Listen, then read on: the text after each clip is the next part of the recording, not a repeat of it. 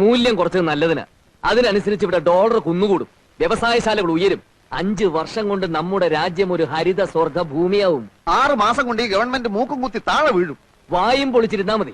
അങ്ങാടി തോറ്റന് അമ്മയുടെ അടുത്ത് കുതിര കയറുന്നതിന്. പ്രകാശ, അമ്മയൊന്നും ഉണ്ടായിരുന്നേ. ഞങ്ങൾ ജയിച്ചതേ ജനങ്ങൾക്ക് ഞങ്ങളെ വേണമെന്നുള്ളതുകൊണ്ടാ. ഓ പിന്നെ വലിയ ആനക്കാര്യങ്ങളാണല്ലോ നിങ്ങൾ ചെയ്തു കൂട്ടിയത്. നിക്കാരഗ്വയിലെ ഒട്ടേകയെ പുറത്താക്കി കുത്തക മുതലാളിമാരായ അമേരിക്ക ഒരു പാവ ഗവൺമെന്റിനെ സൃഷ്ടിച്ചു. റുമേനിയയിലും മറ്റൊന്നല്ല സംഭവിച്ചത്. ജർമ്മനിയെ നിങ്ങൾ തകർത്തു. പക്ഷെ വിയറ്റ്നാമിലെയും കംബോഡിയയിലെയും വടക്കൻ കൊറിയയിലെയും ജനങ്ങൾ ഞങ്ങളുടെ ആവേശമാണെന്ന് നീ മനസ്സിലാക്കി. ഇവിടുത്തെ കാര്യം പറയുമ്പോ എന്തിനാ അന്താരാഷ്ട്രത്തിലേക്ക് ഓടുന്നത്? മനുഷ്യന്റെ കഥ എല്ലായിടത്തും ഒന്നാണടാ. ഇന്റർനാഷണൽ പൊളിറ്റിക്സിനെ പറ്റി ഒന്നും അറിയില്ലെങ്കിൽ ചിലക്കാതെ ഒരിടത്തിരുന്നോ? അറിയില്ലെന്നോ? ചോദിക്ക്, ഞാൻ പറയാം. ഹംഗറിയിൽ എന്ത് സംഭവിച്ചു?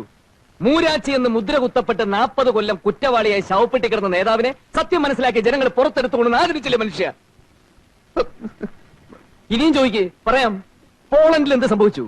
പോളണ്ടിനെ പറ്റി നീ ഒരു അക്ഷരം മിണ്ടരുത്, എനിക്കത് ഇഷ്ടമല്ല. സോളിഡാരിറ്റിയും ലാവലേസും കൂടി കുതിച്ചു കയറി അടിയറവ് പറയിപ്പിച്ചില്ലേ?